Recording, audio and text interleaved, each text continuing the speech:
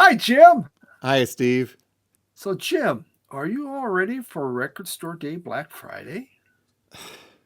Uh, hey, check out this great big pile of Dylan records I've got to talk about today.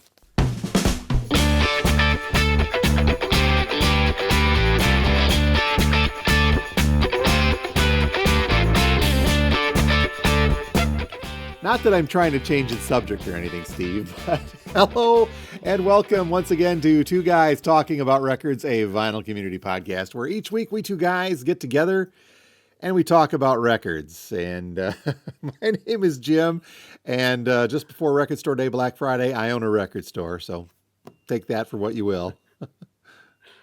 And my name is Steve, and I'm a record collector that's trying to not be stupid on Record Store Day.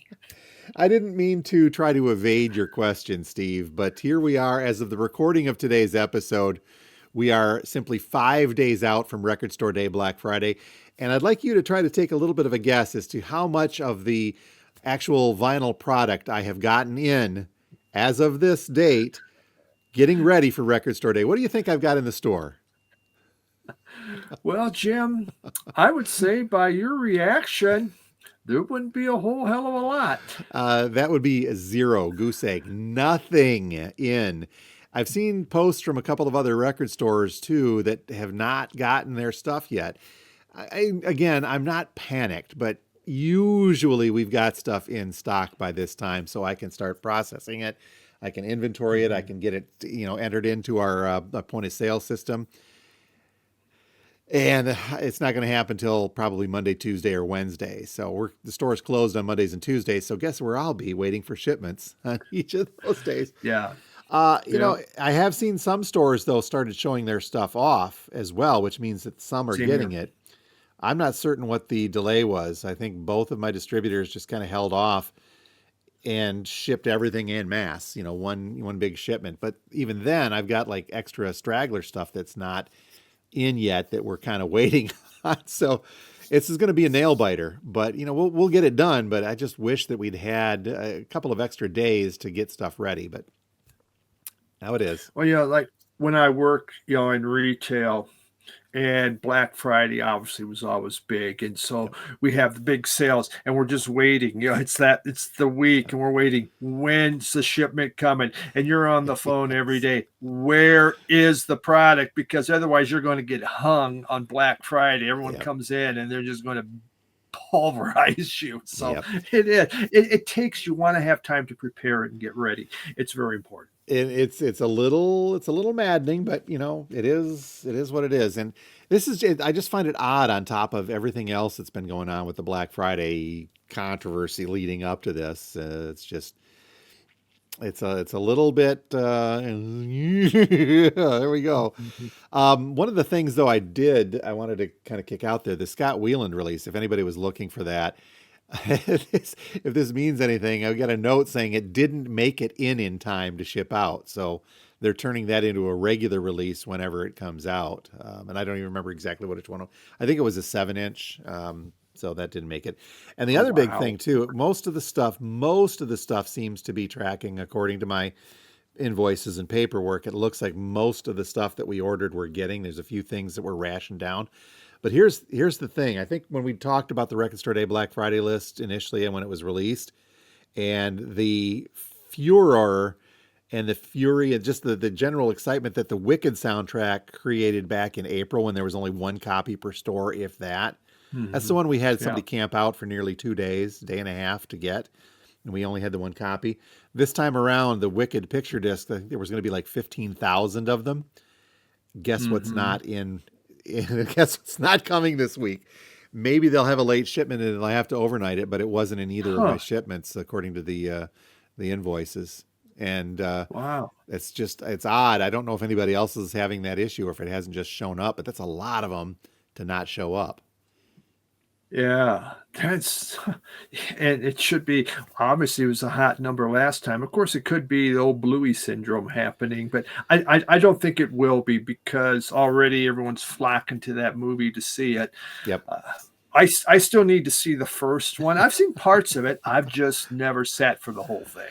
Well, I've not seen the first, so I'd be lost, but I do know how the original went from 1936. It's a great Pink Floyd album, too, by the way. Yes, it was. All right. So the record store day stuff. I think by next week, you'll maybe see a crumbled mess when we record the podcast on Sunday, 2 days after Record Store Day, Black Friday, and the day after Small Business Saturday. But I think we might be able to make it. We'll see what happens with this shipping issue and if it comes in unscathed. That's the only other part too. Having worked in retail, that at that late of a game, had they shown up a little early, if there was any damage, I don't want to jinx anything. Let me knock on wood, but Yeah. at that late of a date, if anything's damaged, I think the proper term is called SOL. Yes, you are. I says after spending decades dealing with Black Friday, it's just kind of nice to go, it's Black Friday. Nah, I'm not going Not out. gonna worry. Not dealing with it. Not gonna worry about it. Yeah, I hit some record stores, but the wife always goes, "You want to go out?" No, nope, not gonna Nope. deal with it. So we'll have an update next week. We'll see how everything goes, and we'll see how you did and how I'm doing, and we'll go from there. Sounds Yep. like a plan. That's the plan. One other thing too next week, and we won't spend any big time on that today. This is just bizarre to me. The Rhino Start Your Ear Off Right campaign for January, the list was announced just the other day. We got that the listing of that stuff. 36 titles. Do they want to be Record Store Day 3, Part 3, or what's going on here? We just finished Rocktober.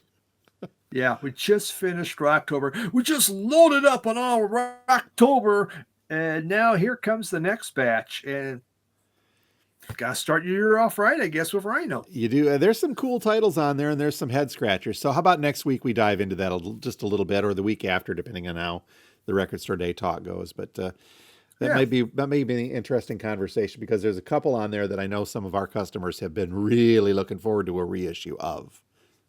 Okay. Tease you Very there. good. I know I just saw some and I go, huh? What? All right. Okay, what do I know? Well, and I we'll save it for next week. My criticisms about even Rocktober, they stacked it all so much in the front and ended up all coming at the end of the month because they delayed it. But here nor there. Hey, there's one other piece of music news, record related, I wanted to get to, because I didn't mean to chuckle. I'm sorry. This is interesting. There is a release out there it's from a band called Earth. I don't know if you've ever heard of this, the Legendary Lost Tapes, or what Earth is. Yep. I've got this called up here. Let me call this up. The Legendary Lost Tapes from Earth. Basically, this is Black Sabbath before they were Black Sabbath. A collection of early recordings by the band who would later become Black Sabbath. Now, this says it was released in July of this year. It was not. The album features blues-driven tracks recorded in 1969, before the band evolved into its heavy metal sound. So yeah, blues-driven. They weren't quite the heavy metal act that they were. The project was supervised by the band's original manager, Jim Simpson. So yeah, it's Earth featuring Ozzy, Tony Iommi, Geezer Butler, and Bill Ward. That is Black Sabbath. So according to, that's that. But according to Discogs, this was released, but the only two versions that we see out there are digital files, an MP3 file or an FLAC file, FLAC files. There's no vinyl, there's no CD, there's no stream whatsoever. I mean, those would be streaming, but they're not technically released. So I've had a couple of customers waiting on this. We pre-ordered this thing back in July when it was supposed to be released, because I got a couple of big Ozzy and Black Sabbath fans. I was even curious to hear what the blues-infused Sabbath would sound like. But the July release came and went. It got pushed back until I think it was sometime in August or September. That never materialized. Then it was supposed to be released the 21st, which was a couple of days ago of the recording of this, of November. Nada. Nothing. So lo and behold, then I run into this story. Sharon Osbourne seeks to block the release of early Black Sabbath demos. The band's former manager announced plans way much earlier, as we just talked about, but Sharon Osbourne is trying to block the release of this early release demos by Simpson. He announced it back in June that he had found 9 demo recordings of Black Sabbath recorded in '69 when they were still called Earth.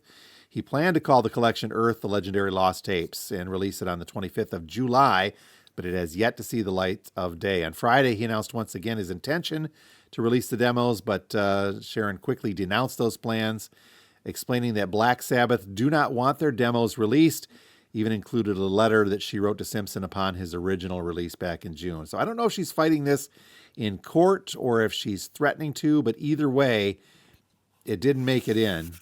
And this early Sabbath stuff's not seeing the light yet again. Well, to me, what do the other three members think? I mean, Black Sabbath was not, or Earth was not just Ozzy Osbourne. In fact, he didn't even write a lot of that stuff. The other ones were writing it, which I would think would have more power to say, yeah, we're putting this out, so Sharon, just cool it. Now, if they don't want it, then okay, I get it, but Yep.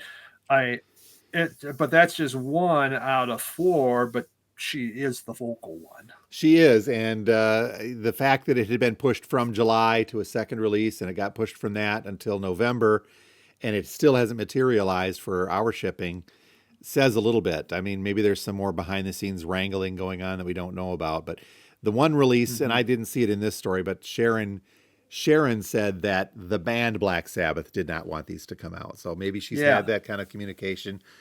Who knows? Or maybe they just want to make sure that they're getting a cut out of the release as well. I mean, that's always a possibility.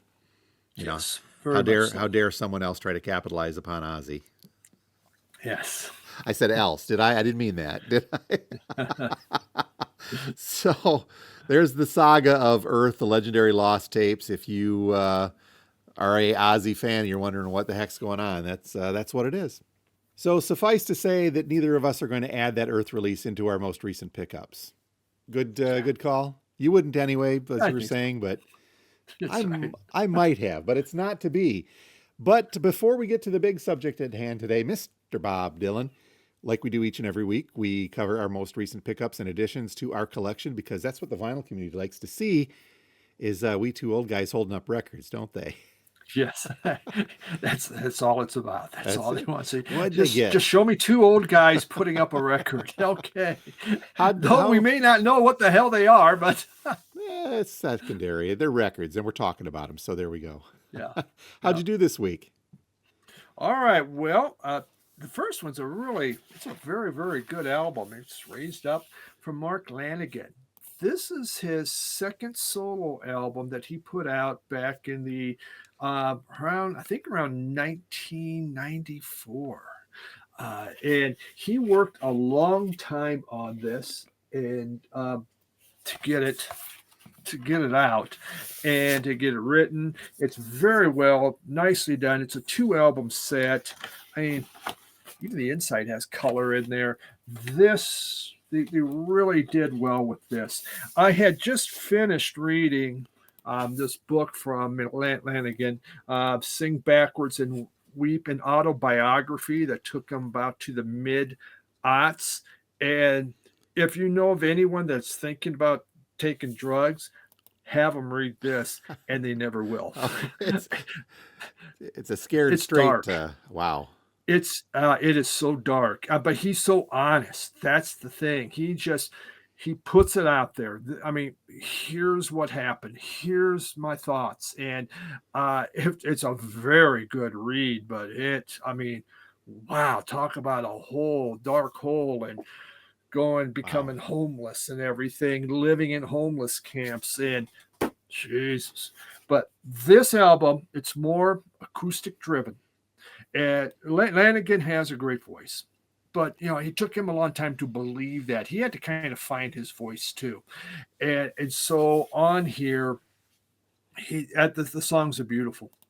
And I'm not a lyricist, obviously. I'm sure they're dark as hell, but I just love the feel of this album, and it blew me away when I was reading the book. He was going on. This was such an important album to him. He worked so hard trying to get it in between being strung out, drunk, or whatever. I mean, he had a lot of stuff going on, but.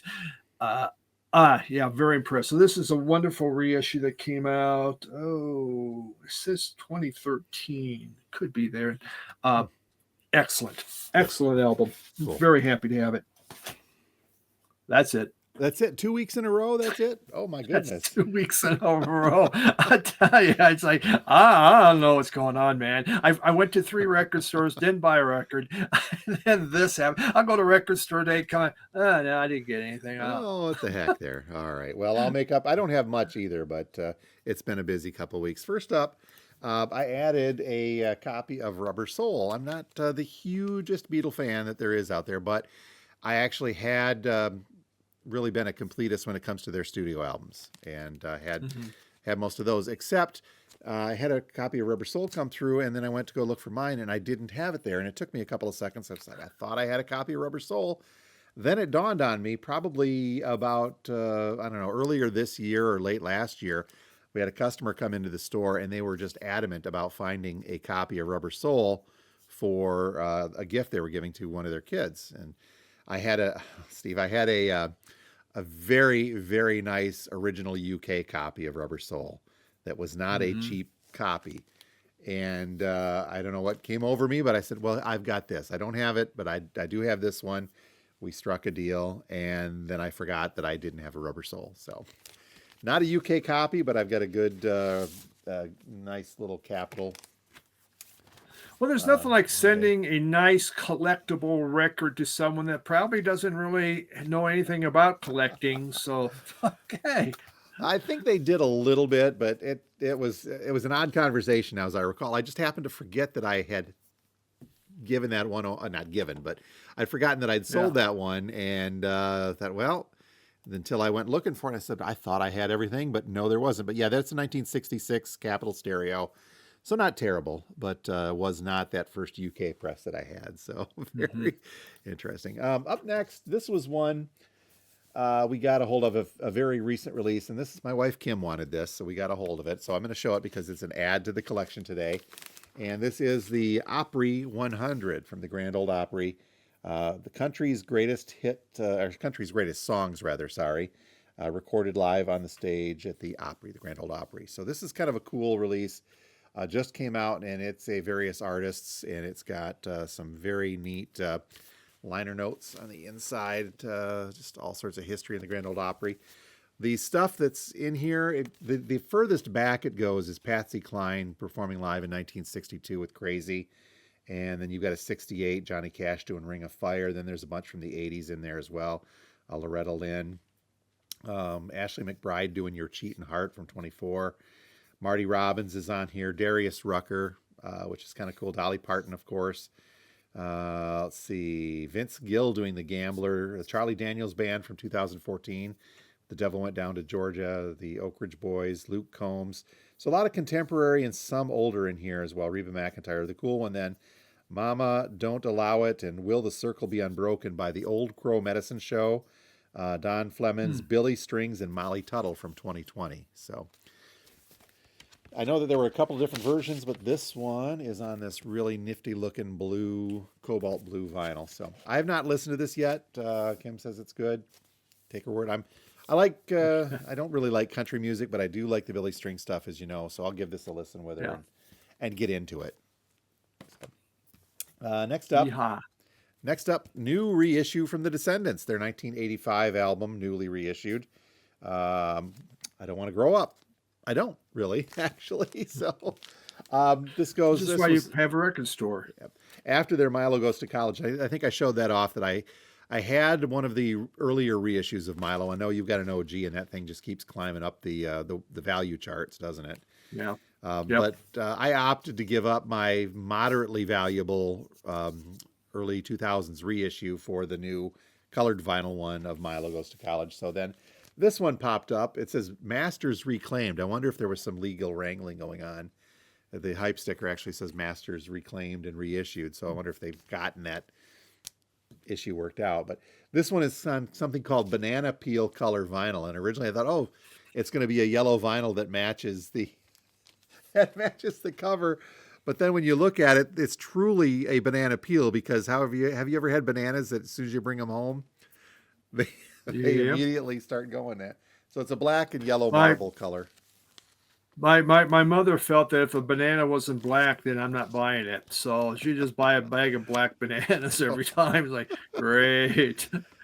So the Descendants, I mean, the albums are always good, but they're over so quick. I mean, Hmm. especially when Yes. you pay a premium for like the OG and you're 20 minutes into it, going, well, that was fast, but it's good music. Mhm. Are you much more familiar with this one, or just do you stick right with the first No, Descendants? I just have that one. That's it. There's a few songs on there that I dig, but I figured I'd get that to go with it. So, and that's it. It's a quiet week for pickups. I think we're going to be a Dylan heavy playlist this week. Yes, yes, we are. So for those of you that really like Bob Dylan, congratulations. You're going to love our playlist. If you would like to listen in on some of these, the cuts that Steve and I are talking about, look down in the description and you will see a link to a Spotify playlist where we'll attempt to put most of these. I think it's pretty safe that most of these will be in there this week, but we'll have them in there if you want to check them out. So, Steve, how big of a Dylan expert are you? Because I'm leaning on you for the rest of this episode. Gee, the word two guys bullshitting about Dylan. You know, I didn't buy my first Dylan till probably late '80s. I had no desire Well, whatsoever. He was from an earlier generation, yep. and it wasn't my generation. Same boat, but I went the route of greatest hits for the longest time. I would just have this copy of Dylan's greatest hits in my collection to go to, just to say I've got some Dylan. I guess if you're a record collector and you've got this, or if you're looking for this, make sure that the copy that you get gets the Milton Glaser poster included, because that was issued. Is yours? You don't have the greatest hits, though, do you? I do not. Yeah, this one, No. you have to look for it, and it should be in the early copies, first pressings and second. I Hmm. think it's in a few different reissues too, but you'll run across the Glazier poster. But yeah, for the longest time, in my musical taste and collecting the greatest hits from Dylan was good enough for me. And I just was Yeah. never into it. Again, you mentioned From Another Time, and I think that's a good way to put it. Of course, you get Blown in the Wind on here. For whatever reason, I disliked the song Rainy Day Women 12 and 35. I don't care. It's a stupid Yeah. song. I never liked it. Well, yeah, blowing in the wind. I remember having to sing. Obviously, the thing with Dylan, especially on those early records, is everyone else took them and really made big hits out of them Yeah. Oh yeah. because I thought they sang better. I mean, quite honestly, they did sing it better. So But Dylan could write the lyrics yeah. that everyone loved, and something like "Blowing in the Wind" that we had to sing in choir all the time till I wanted to throw up. I mean, it's like, what's this even about, man? So you're saying that the like or dislike of a singer's voice could be enough to turn you off of an entire artist Oh completely. God. Geddy It Lee. is. Rush. You got Getty Lee. Yeah, yeah, same kind of thing. I mean, my first Dylan I ever bought, it was it was a CD. It was in 1989, as a matter of fact. But I bought it in vinyl, and it was this Oh Mercy. Ah, That was the very first Dylan, and so I bought CD. Now, I did get a great deal on this MoFi, because MoFi has a habit of having split seams when they ship it to record stores, and then go yes. in the record store. Yeah, we'll get you that for a real good price. Really? All right. And this is still one of my favorite Dylan albums because it was the first one I listened to. If you look at Dylan rankings, generally it's not really high up there, but I mean it just had Political World. I really like that. When the Teardrop Falls, most of the time, to me, it's just one of his best songs. But this got me started, and then I bought a ton of Dylan CDs. I Mhm. had lots of them, but I bought them only because he's an important artist, so I should have it in my collection. Yeah. And you can buy CDs; they're coming out, reissuing for $9. Yeah, they're very, very inexpensive. But I was buying his new stuff too. These 2 CD sets, 3 CD sets that he was putting out, and Yeah, it was okay, but after the flood, it was just starting over. What do I really need? Yep. And now my first Dylan, obviously aside of the greatest hits, and I think I've had this two or three times. I had it and got rid of it. I gotten rid of it and got another one, and just because again I wasn't that much into him. But that being said, one of the first Dylan albums that I had and I no longer have, and I've got to get another one, is Hard Rain. It's a live album from 1976, and for no other reason than that I was just kind of attracted to the electric version of the song um, "Shelter from the Storm." And I don't know Hmm. what it was. It was just something about the song and the way that that sounded on the Rain album. I think I probably played it when I was doing radio for a while here and there, and it's what dug me. So I ended up getting Blood on the Tracks, which features the acoustic version of that, and Tangled Up in Blue, which is also another one of my favorite Dylan songs out there. So this is what I picked up. If you ever find Blood on the Tracks, there's a couple of different cover variations of this to make sure that you're getting first presses on that. But just side note to the collectors out there. What do you Now do? my You have the back artwork? has this. Yep, I have a different artwork. Yeah, yep. I forget which is for. I think the full cover artwork is probably the earlier version of that. But yeah, Blood on the sure, Tracks from probably. 1975, I think is when that was from. But again, for a songwriter's songwriter, which Dylan is, for me to be attracted to that by one song to bring me into it, and not just that, but it's something that goes against the grain of what I've done, is saying that I'm going to like this live version of a song enough to start Hmm. getting me into an artist that I've previously ignored. Yeah. This one had "Simple Twist of Fate" that I really liked that song a lot. I thought that was a good one. For me to get back into, so people were sending me some Dylan after the flood, so I did get some Dylan. But I thought, all right, if I want to bring in some Bob Dylan, what should I do? And so I wound up buying this box set, Bob Dylan, the original mono recordings that now goes for a lot of money, which who would have known that? Uh, and so this gave me all of the early Dylan, and which some I like, some I did. In fact, I did a whole video thing about these albums on there, my feelings of them.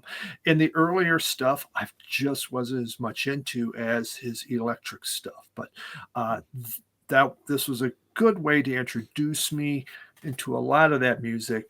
And I had the CDs. I probably played them one time, filed them, but there's thousands of CDs, so it's like, I'm just I was trying to come up to the time where I'm saying I'm in the mood for some Dylan today, and it just that didn't seem to happen, Jim. I don't know. It's a tough row, isn't it, to go? And that would also be the case too. Earlier I said with the Beatles and bringing that one back in, that I had been a completist of the studio albums. I do enjoy the Beatles. I'm just not my favorite go to, but it's a lot easier to be a completist when you're picking on an artist that's only got a finite number of studio albums to begin with. Yeah.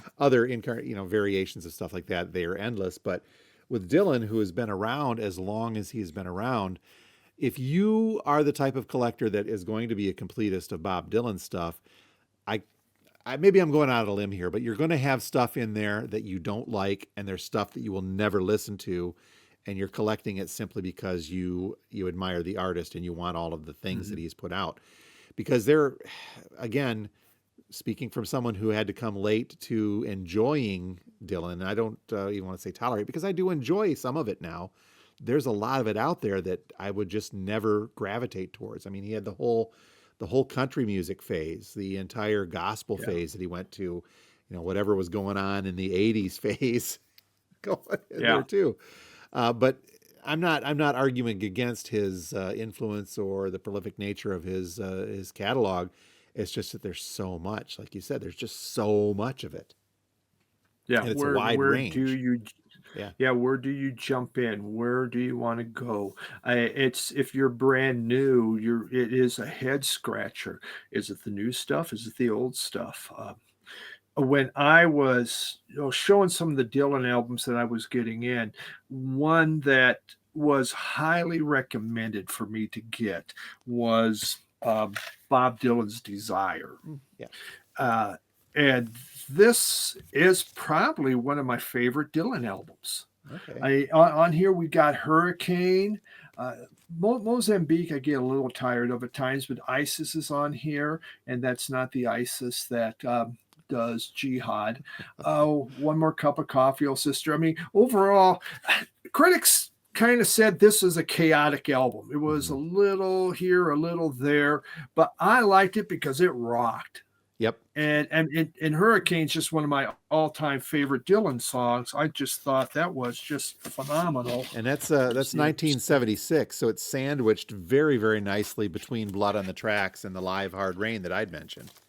And it's so yeah. that may be a sweet spot right in the time that he was doing a lot of stuff.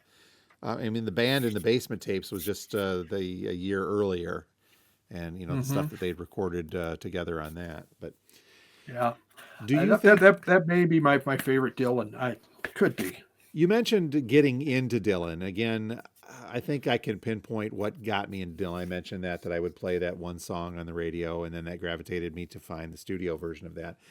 The recent biopic, it's got some fictionalized Yeah. stuff. I think did a lot to expose people, especially younger people who'd not, you know who Bob Dylan is, but if you really ever Mm-hmm. pay much attention to him, much like a wide release biopic will do, it's going to raise awareness of somebody and get them into it. We sold a few more Dylan albums, I think, in the store because Yeah. of people looking for that.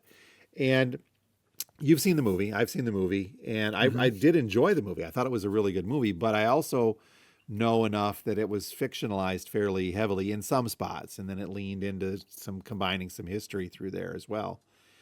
But Kind does of like that? kind of like reading five of his autobiographies. Yeah, Some yes. say, "Now, there's is that true or not true?" Where am I going? Where am I going with this?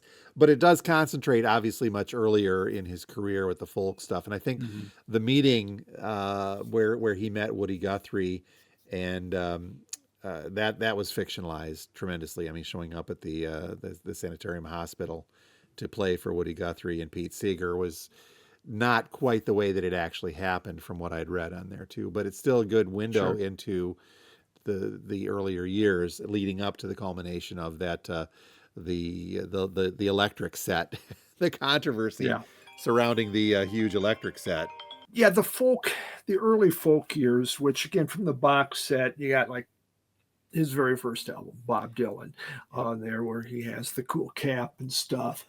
Uh, which he does "Man of Constant Sorrow," but this album just is it doesn't resonate with me. I never the folk scene. I was before my time, and Yep. I've never gotten into it. It just wasn't my thing. We have Free Will and Doubt. This had, of course, Blowing in the Wind on there, which I've Yep. already said I kind of got sick of.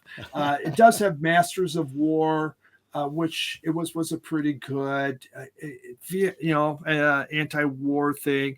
That didn't mean anything to me as a kid. It Yep. wouldn't, it was like, hey, I mean, my parents we're from Nebraska, so my parents voted Richard Nixon, so they liked him, and they were pretty sure it was a crock that he got railroaded.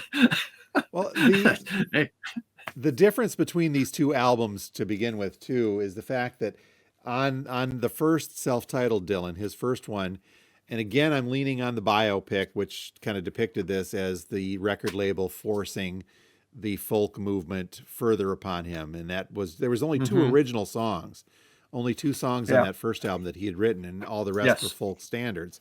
So for anybody looking to get in, I would say that Freewheelin' is going to be the first true Dylan album. I mean, yeah, the other one was a couple of his stuff, the song for Woody on there too. But as far as pure Bob Dylan, that's going to be Freewheelin'. And I think that why that this one is, I think, culturally a bigger deal, so to speak. yeah, and his writing was getting better and better as he went, uh, more poetic. Of course, he was a great storyteller, which is something I always appreciated. Before This you one, head to the next one, though, I've got one other thing yeah, on Freewheelin', and I think we had talked a little bit about this. Let me call this up here.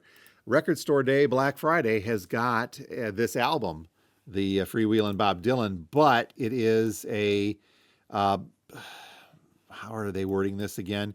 It's as it So was true. originally. Yeah, the first ever reissue of Free Will and Bob Dylan as it was originally conceived, meaning that this has 4 tracks that were withdrawn before the album came out. Something called Rocks and Gravel, Let Me Die in My Footsteps, Rambling, Gamblin' Willie, and Talking, John Birch, Paranoid Blues, with never before seen liner notes. So, this is, I think, capitalizing more still on, Dylan is kicking this stuff out. But this is, I think, we talk a lot about Record Store Day and the reissues, and there's some of the controversy going around that. To give us something like this, I think, is a very interesting take on what Record Store Day should be with Black Friday. Yes, this is an Agreed. album that's been around for 50 plus years, but here is as it was originally intended. Now, that being said, you and I have talked a lot about releases like that. There's a reason that those songs weren't included originally. So Yeah. maybe it is and they're not as good, and they're just trying to another angle to add a couple more things to it, and re-release an album that pretty much every Dylan fan's going to have. So now they got to buy Yep. another version of it. But yeah, I found it Dylan interesting that completist. yep, that is that's one of those 13,000 RSD exclusives coming out. So there's going to be plenty of those going around. Yeah. I'm not picking one up. But Not going to worry about it, huh? uh but yeah, we were mentioning his songwriting and how it improved, and the times are changing by Bob Dylan. Yep. Again, not a favorite album, but on here he had like the Ballad of Hollis Brown. I think that's one of the most haunting songs I've ever heard. In fact, David Lynch does the Ballad of Hollis Brown, and it's scary as hell the way he does it. It's just whoa, it's so darn good. But Bob does a good deal. But I thought David Lynch did better. There we go again. See, someone else takes it. But it really was good. The times are changing. Uh, Dealing again with the Vietnam War, Yep. not something that I was, knowing much about. I mean, we never even had to climb underneath our desk because nuclear war was done with. So we were all just happy in Nebraska. But North Country Blues is a pretty good one on here. But Hollis Brown, the Lonesome Death of Haiti Carroll, that was a pretty cool song. So again, songwriting improving and getting better. But you're still in that pre-electric phase, or the just in the it's about to change, the times they are changing phase, where Yeah, he's moving from yeah. that This acoustic folk to mhm. the electrical side as he began experimenting. Yeah, this was the one right Yep. before he went all electric. And you hear it in here. I mean, there Yeah. is more substance as far as it's just not an acoustic or harmonica going on here. Subterranean Homesick Blues, Maggie's Farm. It's picked up. It's getting rockier. It's getting kind of exciting. And Mr. This is Tambourine a Man, one. especially too. Yeah. Yeah, yeah. Which someone else took that and really made a hit out of it. Yes. Yeah. How The about Birds. that? Wow. And but yeah, things really. I like this Dylan album a lot. I think it's a very very good one because it's moving away from acoustic. Yep. There's still a lot of it happening, but you could just there's excitement happening in here, and I just his songwriting again. He's telling cool stories. You're looking at just a span of a couple of years too. Freewheelin' came out in '63, and by the time we're getting to Another Side '64 and Bring It Home, and Highway 61 is '65. So you're just talking just the span of a Yeah. couple of years, kicking into this update and this whole change of how he's doing things. But yeah, this is the electric. Even right on the back, they're showing him with it, and the photos. Mm-hmm. And again, this is top three Dylan album for me because he really came out to get going. And obviously, per the biopic or read any book, anything, the Folkies were pissed off as all get out. They were Yep. so upset because he's supposed to be, their messiah. But let's face it, folk music was dying. The Beatles had come. Yep. The Beatles were changing everything. If he wanted to stay a folk, he wasn't going to go anywhere. I mean, it's just the kids didn't want it. You had to change, and he changed. and he's still going strong. Look no further than the credits on the back. You've got Michael Bloomfield on guitar and Al Cooper. Hmm. So Yeah. you've got some of that Brit, not the Brit. You got some of the blues beginning to drive into the electric stuff in his too. So Yeah. I found it interesting on that biopic when they were talking about Al Cooper. He was just kind of hanging around, not part of the band. yeah, And then all of a sudden he just puts in that riff. They go, holy and like a smokes. Rolling Stone with the organ, and say, yeah, I don't play the organ, but I'll try it. What the heck? Hmm. I don't know how Yeah. true that Yeah. is, but It's like, and it just made it into the song. yep. But yeah, this one, it's great song after great song after great song. I totally really, I mean, I really, really enjoy this album. If I have a Dylan album, it definitely is one that I would normally put on. I will absolutely agree with you on that, which brings us to 1966. But one of my favorite Mhm. movies of all time, High Fidelity, and the scene in which the Jack Black character just, oh, you don't own Blonde on Blonde. It's okay. It's all right. Um, this one was one that escaped me for a long time too. When you get to Blonde on Blonde, Mhm. you're actually holding it incorrectly. I think this is the Yeah, I proper, am because it goes. the It proper it way to it do it. it. it there we go. Yep. See. I mean, it's a good album. I don't think it's the best or my favorite, but that again is just me. It'll be all right. I'm gonna get right there. We go. Um, Yeah, you know I what? agree. I'm gonna rub some wrong way here, but what I kind of compare this to, at least in my opinion, is something like Physical Graffiti from Led Zeppelin. Double album, Uh huh. and each of the records seem to have a different kind of mood to them, where it grows and changes from LP1 to LP2. Is that just me, or am Sure. I thinking way out of line here? Call me out in the comments if I No, am. no, I can see what you're talking about. I mean, there's some of his bigger Rainy Day Woman, Yep. 1235s on here, Visions of Joanna. Leopard Skin Pillbox was a lot of fun, just like a woman. Someone else took that and made it big. Uh, I agree. A lot of people will say this is one of his very best albums. Uh, it's a good album for me too, but it doesn't. Maybe because it's a two-album set, Jim. That might be again when we go two-album Yeah. sets, we tend to put in stuff that one album would have been incredible. Well, and that's what I'm saying. Not that I'm besmirching either this, Blonde on Blonde, or Physical Graffiti from Zeppelin, but to me, it feels like there's a different, just a different vein flowing through each of the records contained in one album. And I know that that was Yeah. purposeful on the part of Zeppelin, or done because they recorded it over such a long period of time. And I don't know, honestly, I don't know enough of the history of the recording of this one to know what went into it or the mindset that decided to put it together. But yeah, obviously critically acclaimed, fan favorite to a lot of folks. I enjoy it, but not as much as I do some of the earlier, more electric stuff. Yeah. I think stylistically, he was dipping his toes into a lot of stuff, Yeah, oh yeah, including country at that yep. time. So we're trying different things here, seeing what, so you get more of that mix within there. And then it comes through right after that, John Wesley Harding and Nashville Skyline directly after. In Nashville Skyline, of course, doing some stuff with Johnny Cash. You know, very Yeah. countrified on both of those. And I don't have either of those in my collection, though. So, Which is interesting on this, it has All Along the Watchtower yeah. that someone else took and make a big Yes. hit out of it. So, but when you think Hendrix Yeah. taking that and making it into this hard rocking thing, and it was Bob Dylan. Yeah. It just totally changed it. But yeah, I like the Hendrix version better. This isn't one I listen to very often. It is definitely more country. Well, you have the Ballad of Frankie Lee and Judas Priest. So this is where he already knew about Judas Priest coming in, Yeah. and so talk about foresight and breaking the law.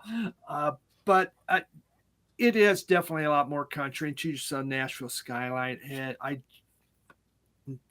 they really weren't my thing. Oddly enough, too, on the same day that Record Store Day, Black Friday, that they're reissuing other side. The reissuing the Freewheelin'. I'm sorry, I'm kind of jacked up here. They're also reissuing, but it's a non-Record Store Day version of Nashville Skyline coming out the same day next week.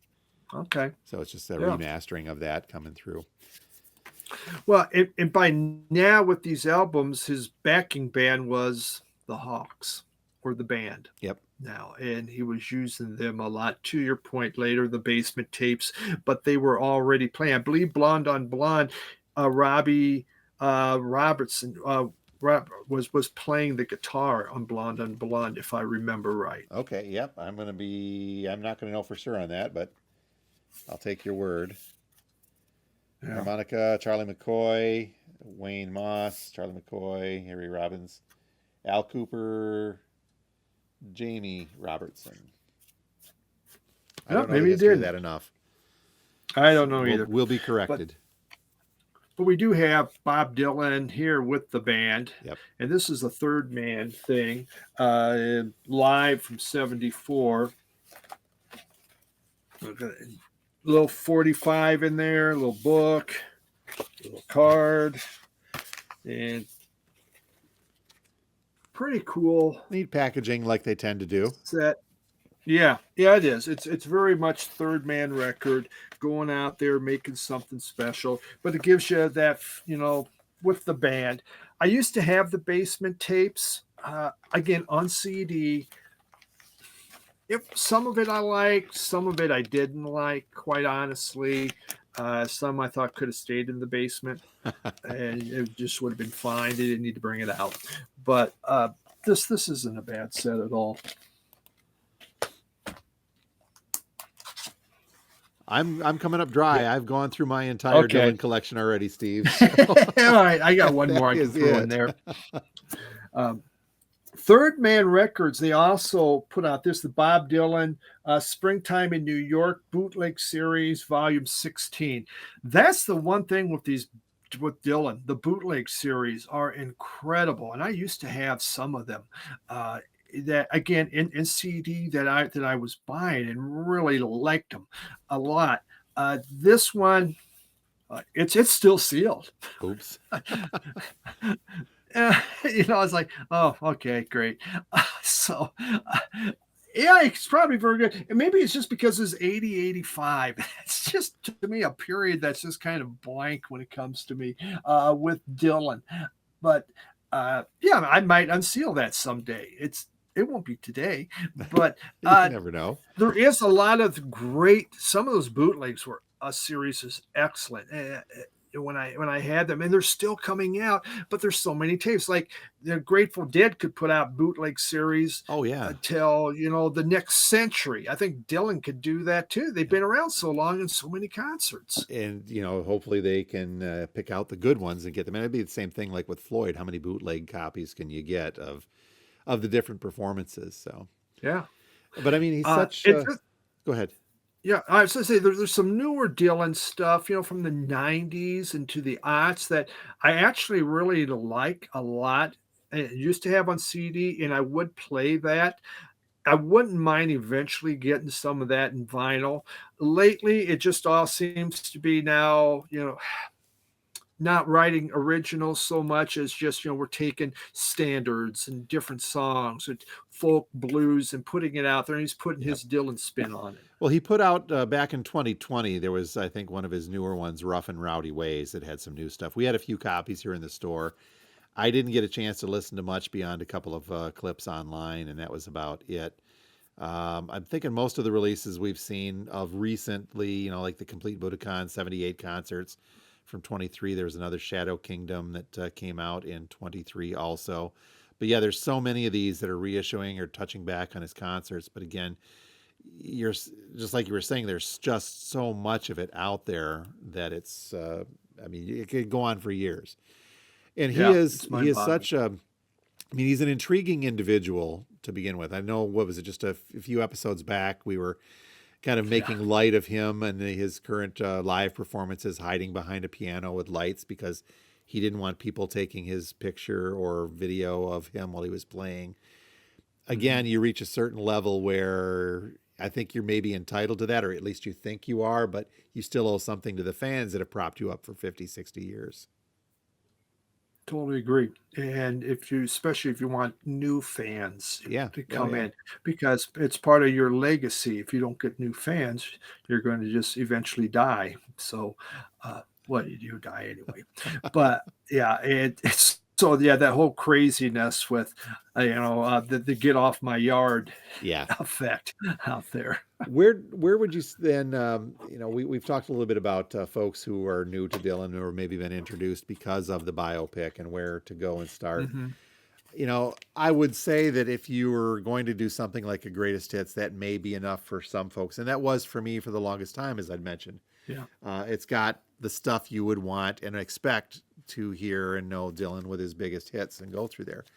But that being said, I think I would gravitate more toward my favorite being Blood on the Tracks. I'm going to kind of hold true to that. That if I had to go through, we're talking that 70s sweet spot for me, right when it's becoming the electric, Hmm. but still not completely abandoning the acoustic, where I tend to go with this. Sure. And mine would be, Desire, and then Highway 61 Revisited. But for if you're getting into it, basically, yeah, buy the greatest hits and find out what do you like? You want like the electric or do you like the folk? And if you like the folk, then you want to go, what? You need to get those early albums and you're really going to get a nice feel for what it's all about. And many people, that's their part of Dylan that they really like, uh, Yeah. And who which knows, is the great. freewheeling record store day Black Friday release could be that gateway for some of them because it is going to be that early Dylan and the first of his true albums that all of it's written, even with the extra stuff on there. Hmm. So, Yeah, it'd be fascinating for a lot of people. yep, Um, but I just, it was always his voice, quite honestly, turned me yep, off. yep, I just, that nasal type voice, but it's distinct. yes. There's no doubt. You know what? You could be blindfolded in that. We're going to put this on. Guess who it is? 1 second. Name that person. Boom, Dylan. You can't miss it. No, And and the other thing too, and I think we probably should have covered this earlier, and I didn't pull it, but when you talk about his collaborations, you mentioned the band and some of the other folks that he worked with. One of Mhm. the bigger ones that we missed and probably should have covered was the Traveling Wilburys and his involvement with that super Oh, group. There, yeah. such some great music came out of them, and it was one I think that minimized I think a little bit of the stardom of each of the members of that group to make it as a whole. It's just us guys hanging together and playing. It wasn't here's Dylan and these guys. It wasn't here's Petty and these guys or here's George Harrison and these guys. But you've got some big names that just said we're just going to play and have fun. And that was another. That's yeah. The whole point. Have fun. That's what the Yes. traveling Wilburys. You hear these guys having fun. Yep. Uh, we don't have the pressure of just me out there having to put this album out. I'm just kicking back with my buddies, and Yeah. we're screwing around, man. So one of the collaborations, and I thoroughly enjoy that the first Traveling Wilburys that came out with their bigger stuff on there. So but yeah, even then it seemed like Dylan was kind of minimizing himself into that, Hmm. but still part of the bigger whole, which made it a very cool release. Yeah, it was, and yeah, that's a favorite album. That's a So really good one. wherever you end up on the Dylan spectrum, whether you like the early folk or you like the electrified, the country, the Christian, or the newer stuff, or whatever the case, it's a good, it's a deep well to go into. I'd urge caution if you're Yeah. going to go putting more than a toe in to dig into Dylan, but it could be very rewarding for some people.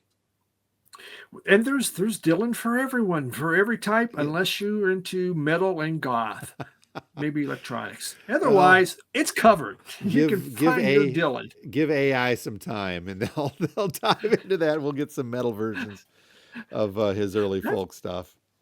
wouldn't that be interesting? Hmm. You know what? I said that, and I'm sure it's out there, Steve. Now I'll look and see if we Uh, can get it. So, all right. So, you folks have been watching it or listening to two guys talking about records, and in today's episode, kind of dipping into something I wasn't tremendously comfortable diving into Dylan because my knowledge is not as deep as it Same would here. be on some other groups. But that Yep. said, I'm happy that I have started into his catalog, but I think that I'm as far as I'm going to get. Does that make sense? It does. It makes sense. I'm with you on that. I have records that really not, but because of that box set, I don't listen to. I think there's a couple others I would get, but they're not like a priority. Yeah. If I get them, I get them. If I And I'm don't, not gonna. I'm I don't okay. see myself going any deeper with his catalog than what I'm happy with Hmm. now, which is what did I Yeah. say? One, two, three, four, five, six records out of how many? How many dozens? And I'm good. Yeah. I should get the greatest hits someday. Maybe that's one I'll have to put on my list Make sure you get that and with you poster. you find one with the cool poster with it, Yep. Steve. All right, folks. So, what Exactly. do you think? Are we off base on Dylan, or do you think that we're kind of right in there? I'd like to also hear: are there any Dylan completists out there? And if so, holy cow, how hard do you have to work at that? Just to make sure. How big a record room do you There have? we go. All right. Well, so until next time, you know what, Steve? Next week it's going to be a Record Store Day Black Friday wrap up, I think, along with that Rhino, if we can fit it in. How's that sound? Yep. That if sounds great. if I'm still Fantastic. standing and if I can get our stuff in on time, I'm going to have to go and work on that the next couple days here. Yep. Sounds good. I think it'll So be excellent. till next time, my name is Jim and I own a record store. I am Steve, and I'm a record collector. Thanks, Steve, and That's Dylan. have a great Thanksgiving and a better Record Store Day Black Friday. Same to you, Jim. Happy Thanksgiving to you. Happy Thanksgiving to everyone else. And good luck Black Friday. Let's do it. Buy used records. Thanks. Bye.